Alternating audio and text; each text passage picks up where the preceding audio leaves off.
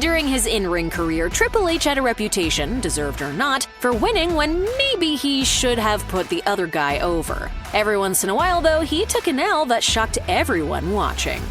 Early in his WWE career, Hunter Hearst Helmsley was well on his way to becoming a top heel in the company. After all, his first WrestleMania match was against one of the biggest stars in the company. The Ultimate Warrior was coming back after 4 years away, and his WrestleMania XII match with the Connecticut Blue Blood came with a lot of fanfare. Helmsley's loss itself wasn't so surprising, considering the Warrior's star power, but how it went down definitely was. Warrior made his trademark entrance to hype the crowd, and Helmsley attacked before the bell. He shockingly hit a pedigree, but Warrior, still in his entrance attire, no-sold it. From there, it was a rout. Warrior delivered a string of just a few moves, and it was over. The match was 1 minute and 39 seconds from bell to bell. Helmsley's loss seemed like a momentum killer, but he got back on track with a few wins over the next few weeks. That is, until he publicly broke kayfabe and said goodbye to a departing Diesel and Razor Ramon at a Madison Square Garden house show. That move sent him down the card for months.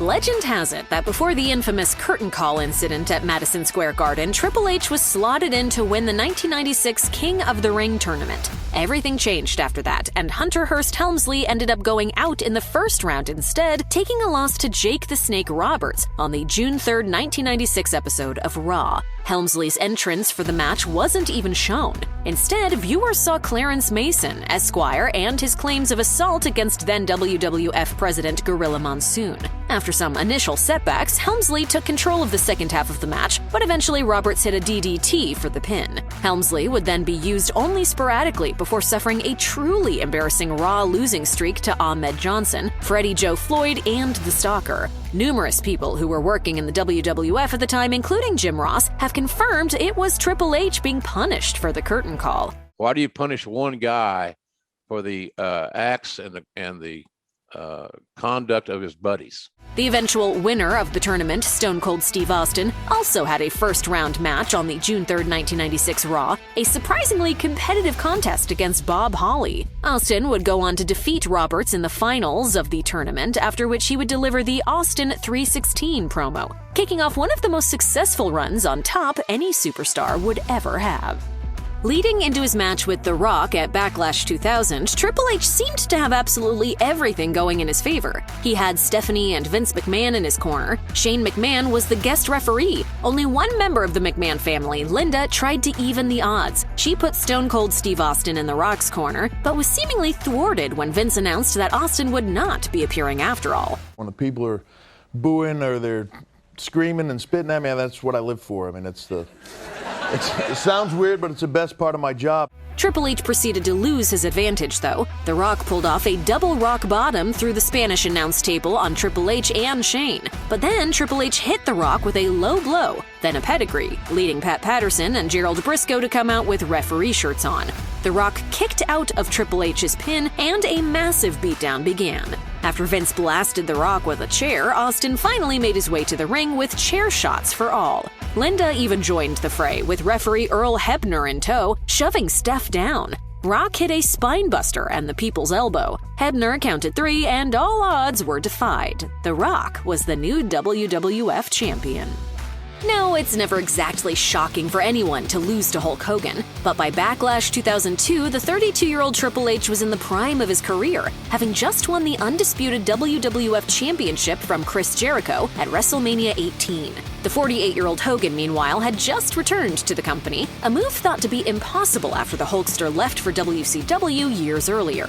But Hogan's WrestleMania XVIII match with The Rock had caught everyone off guard. The crowd actually got behind Hogan, and the Hulkamania flame, long thought to be dead, was rekindled. Obviously, it was time to take advantage of Hogan's regained popularity. The Backlash match, in which he won the title from Triple H, was nowhere near as exciting as Hogan's match with The Rock, but it did advance a couple of storylines. Both Jericho and The Undertaker interfered, with the latter making the biggest impact with a chair shot. The Undertaker would go on to capture the title from Hogan less than a month later at Judgment Day. Hogan's title run didn't captivate the masses as the company might have hoped. It could be argued that Hogan didn't need a championship reign to stay popular with nostalgic fans. Nevertheless, his popularity soon dwindled once again, and he'd take a sabbatical from the company in August of that year.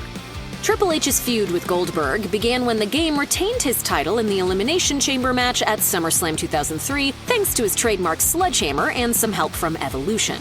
The next night on Raw, Goldberg demanded a title shot at Unforgiven, which Triple H granted under one condition. A Goldberg loss would mean he'd have to leave the company. That was probably not going to happen at that point in Goldberg's career, but this was also a time when Triple H seemed all but unbeatable. An additional stipulation dictated that the title could change hands on a disqualification or count-out finish, eliminating the traditional champion's advantage. Still, the game was able to get away with a sledgehammer shot. Goldberg largely no-sold it and hit a spear to turn the tide. He followed up with a jackhammer, and that was it. Goldberg grabbed WWE Gold for the first time in his career, and Hunter would have to settle for a rematch at Survivor Series, which he also lost. He'd finally overcome Goldberg at Armageddon in a triple threat that also included Kane.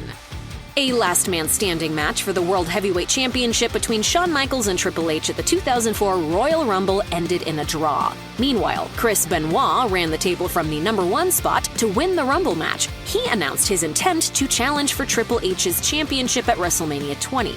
Michaels immediately argued for a rematch and found his way into the Mania match after super-kicking Benoit before he could sign a contract, inking his own name instead.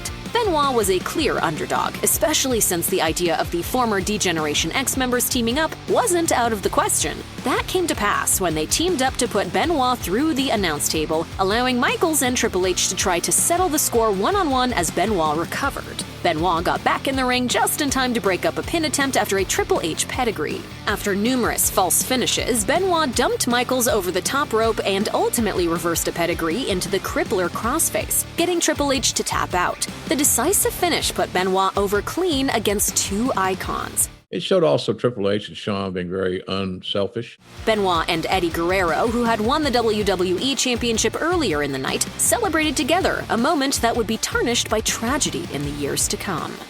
The 2004 WWE Draft broke up the world's greatest tag team and shifted Shelton Benjamin to Raw, where he'd debut in a main event match against Triple H and score a shock win.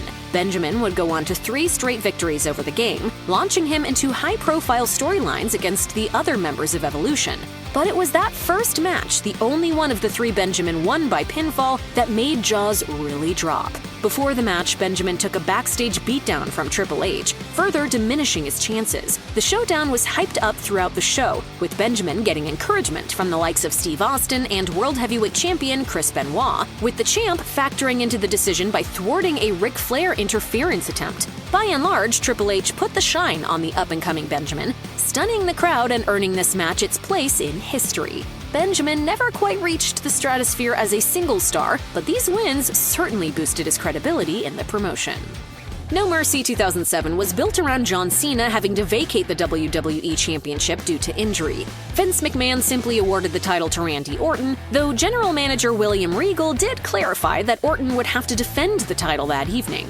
Triple H, who was set to compete against Umaga later on in the show, interrupted Orton's rant about nobody deserving the belt more than him, and bullied McMahon to approve a match right then and there. He earned his 11th career world title with a roll-up. McMahon informed Triple H that his match with Umaga would be a title match. The game would ultimately retain the championship, but Umaga more than took a chunk out of the champ, attacking his ribs throughout the match. Triple H went to the back to ice his ribs afterward, and McMahon told him that Orton was invoking his rematch clause. That contest would be the night's main event, a last man standing match. There really was no mercy for the cerebral assassin. In a brutal affair featuring spots with announce tables, steel steps, and chairs, Orton would ultimately prevail over an exhausted Triple H to capture the title for the second time that evening.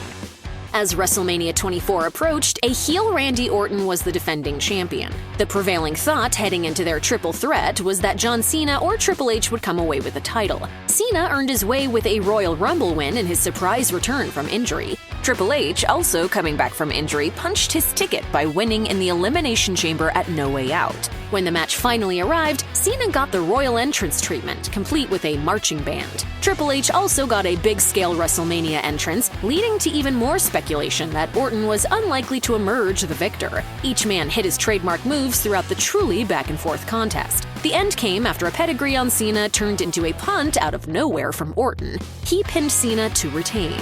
Triple H would eventually go on to win back his championship in a four-way match at Backlash 2008 against Cena, Orton, and JBL.